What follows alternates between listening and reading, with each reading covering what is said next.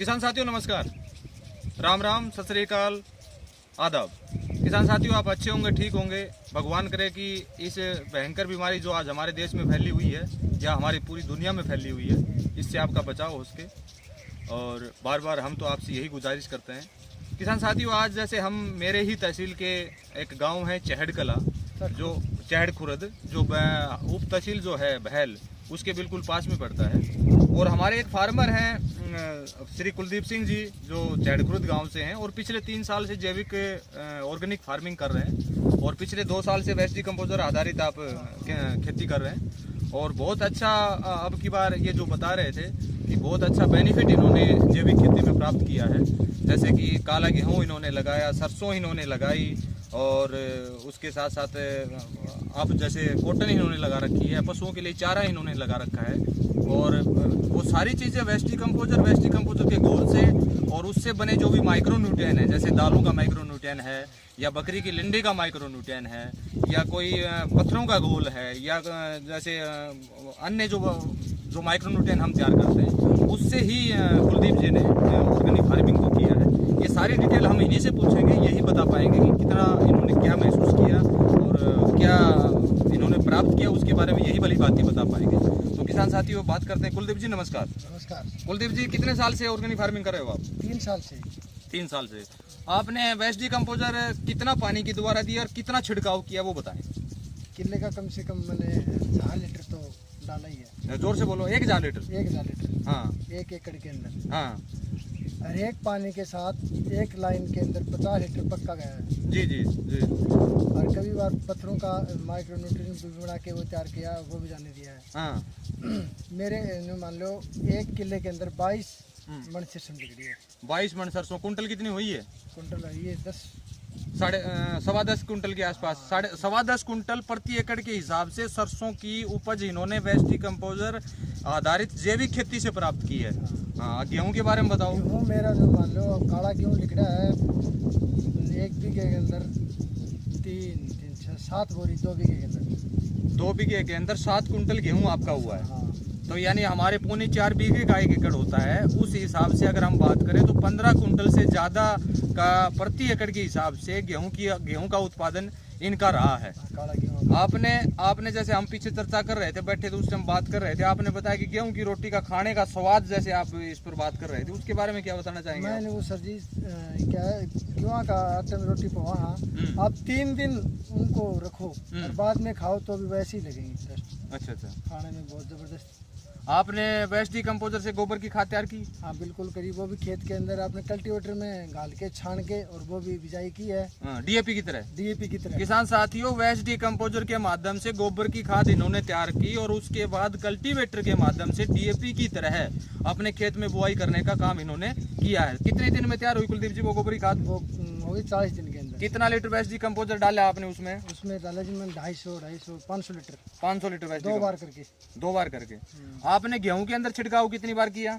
गेहूं के अंदर 1 बार छिड़काव किया। 1 बार माइक्रो न्यूट्रिएंट का या बकरी की लिंडी का या वेस्ट डिकम्पोजर का? वेस्ट डिकम्पोजर का और माइक्रो न्यूट्रिएंट का 2 बार। माइक्रो न्यूट्रिएंट का 2 बार किया 2 है बार किया गेहूं के अंदर। और सरसों में कितना किया? सरसों में भी 2 बार। तो कुलदीप जी, आप की जो जमीन है तो पिछले 3 साल से ऑर्गेनिक फार्मिंग कर रहे हो, पिछले 2 साल से वेस्ट डिकम्पोजर आधारित कर रहे हो, तो जमीन के अंदर आपको क्या फेरबदल नजर आया, उसके बारे में किसान साथियों को बताएंगे? मैं सर जी पहले मैंने पानी इकट्ठा हो जाता था खेत के अंदर और वो अपने ट्रैक्टर या कोई मोटर लगा के खेत से बाहर निकालना पड़ता था। अब खेत में कितना भी पानी हो जमीन के अंदर सोख जाता है। यानी किसान साथियों, वेस्ट डिकम्पोजर से देखो हमारा उत्पादन भी अच्छा हुआ, मिट्टी भी ठीक हुई, लेकिन दूसरी समस्याएं जो हमारे इस एरिया में है, जो बिल्कुल समतल मिट्टी है, वो वहाँ पर पानी बहराव की बहुत ज़्यादा दिक्कत यहाँ पर आ रही है। और जो अत्यधिक मात्रा में रासायनिक खादों का जो प्रयोग करते हैं, उनकी पानी सोखने की अक्षमता जो है वो बिल्कुल बंद हो गई है। वो क्यों हो गई है वो आपको मैं थोड़ा सा बता देता हूँ। जिस तरह से हम डीएपी का बुआव हमारे खेत में करते हैं और यूरिया जैसे हम छिड़काव करते हैं, तो वो पौधे को पूरा ना मिलके उसका जो 80% जो हिस्सा है वो घुलनशील होके हमारी जमीन में नीचे चला जाता है और वो 1.5 से 2 फुट के ऊपर एक रॉक फास्फेट की परत जमा लेता है। परत बन जाती है, कठोर परत बन जाती है, जिस वजह से पानी जो ऊपर का पानी है वो नीचे से नहीं सोखता है। वो अगर सोखता भी है तो वो वाष्पीकरण होकर ऊपर ही उड़ता है। उस वजह से जो हमारा जमीन का जो जल स्तर है वो लगातार नीचे जाता जा रहा है और हमारी जमीन जो है वो अल्कोहल यानी एक लवणीय क्षारीय जमीन लगातार बनती जा रही है। और जिस वजह से पीएच मान जो जमीन का है वो लगातार घट रहा है, बहुत अधिक मात्रा में घट रहा है। तो आगे मैं आपसे ये पूछना चाहूँगा कि किसान साथियों को आप बताएं कि आपने सरसों में वेस्ट डिकम्पोजर का उपयोग किया, गेहूं में वेस्ट डिकम्पोजर का उपयोग किया, गोबर की खाद बनाने में वेस्ट डिकम्पोजर का उपयोग किया, पशुओं के हरे चारे में वेस्ट डिकम्पोजर का उपयोग किया, अब आपने कॉटन इसमें लगा रखी है, उसका जनरेशन कैसा रहा वो बताएं। बहुत अच्छा रहा जी। वो जरूर रहा। ये मैं पिछली बार भी किया था, 2 एकड़ के अंदर 18 कुंटल कॉटन काटी है मैंने। यानी 2 एकड़ के अंदर 18 कुंटल कॉटन की यानी कपास की एवरेज आई है उत्पादन। आपने उसमें वेस्ट डिकम्पोजर और कीटनाशक की जगह क्या उपयोग किया जो सबसे ज्यादा यूज होती है कपास में? कीटनाशक के लिए नीम, धतूरा और जो अपने जंगली चिलुआ, जंगली चिलुओ जो भी मान ले आसपास में खड़ा होने वो उसका मैं गोल करके और आपकी नीम की निमोली भी साथ में ही और उनको छन्नी गंडासे के अंदर काट के और आपने 20-30 किलो 1-2 लीटर के ड्राम में डाल दिया। 20-25 दिन बाद में उसका घोल हुआ तैयार। तो स्प्रे बस नोजल की तरह ही, मैंने छिड़काव नहीं किया कोई भी मान ली स्प्रे की तरह, पानी के द्वारा, फुहारों के द्वारा। एक बार अशोक जी आप थोड़ा सा दिखाना जैसे फुहारों की द्वारा सिंचाई होती है यहाँ पर, और फर्टिलाइजर ड्रम का उपयोग किया है, वंचूरी के माध्यम से देते हैं। वो वंचूरी भी हम आपको दिखाएंगे वो कैसे देते हैं। ये इस तरह से हमारे एरिया में जो सिंचाई करते हैं किसान साथी वो इस तरह से करते हैं। जो भी खाद डालनी होती है या वेस्ट डिकम्पोजर डालना होता है या माइक्रो न्यूट्रिएंट का उपयोग करना होता है वो सारा हम इसी के नोजलों की तरह ही करते हैं। तो आगे कुलदीप जी आप एक तो अपना मोबाइल नंबर बताएं, ऊंची शब्दों में बताएं ताकि सुन सके हर फार्मर। 98-129 28-344। फिर दोबारा बता दो एक बार। 98-129 28-344। किसान साथियों, अगर कुलदीप जी के फार्म का अगर आपको विजिट करना है तो मैं आपको बता देता हूं, जैसे ही पहाड़ी माता मंदिर है हमारे यहाँ प्रसिद्ध मंदिर है, उसी रोड के ऊपर बहल के लिए रास्ता जाता है और बहल के रास्ते से पाजू के लिए रास्ता फटता है, उसी के ऊपर हमारे कुलदीप जी का फार्म है। आप यहाँ आ सकते हैं, कभी भी इनसे बात कर सकते हैं। मोबाइल नंबर इसमें आप देख रहे हैं। और दूसरा किसान साथियों, मैं उन युवा किसान साथियों से रिक्वेस्ट करना चाहूँगा कि कुलदीप जी की आप हालत देखिए।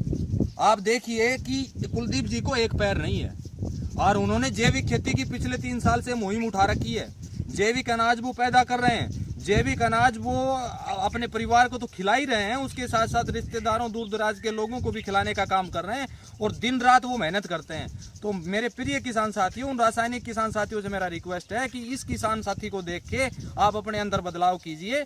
भगवान न करे कि ऐसा किसी में हो, लेकिन इतना होने के बावजूद भी ये निठल्ले नहीं बैठे हैं। लगातार दिन रात जब इनसे बात करते हैं, कुलदीप जी क्या आप कर रहे हो, तो हमेशा बताते हैं सर अब वो कर रहा हूँ, अब वो कर रहा हूँ।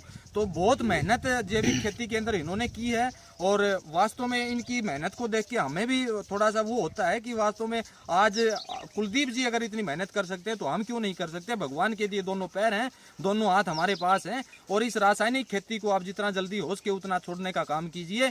अन्यथा आने वाला जो समय होगा और आने वाली जो हमारी बच्चे होंगे और आने वाली जो हमारी पीढ़ियां होंगी, उनकी हालात इतनी बुरी होनी है जिसका अनुमान और आंकलन आप कभी नहीं लगा पाएंगे। कुलदीप जी आपने अब की बार क्या लगा रखा है? काला गेहूं उत्पादन किया। काला गेहूं तो अब आपके पास है ही नहीं है, थोड़ा सी बस 1-2 कुंटल बच रहा है, तो आप बेचने के लिए आपके पास नहीं है। बेचने के लिए तो कुलदीप, तो काफी किसान साथी ये भी बात करते हैं कि सर हमारा ऑर्गेनिक अनाज हम पैदा करते हैं लेकिन बिकता नहीं है। आज देखिए, यानी इनके पास अब गेहूं निकले 1 महीना पूरा नहीं हुआ है लेकिन आज गेहूं नहीं है इनके पास देने के लिए। तो मार्केट जो है, जो भी हम जैविक खेती की शुरुआत करते हैं उसकी मार्केट हमें खुद बनानी होती है, दूसरा नहीं बनाएगा। उसका प्रयास हमें खुद को करना है। वो आप कैसे करते हैं वो आपके ऊपर डिपेंड करता है। तो किसान साथियों, ज़्यादा हम इसको लंबा नहीं करते हुए अपने वक्तव्य को यही विराम देते हैं। जय हिंद, जय जवान, जय किसान। मेरा मोबाइल नंबर मैं आपको बता देता हूँ, 999 14 77 77 5 999 14 77 775। धन्यवाद, नमस्कार।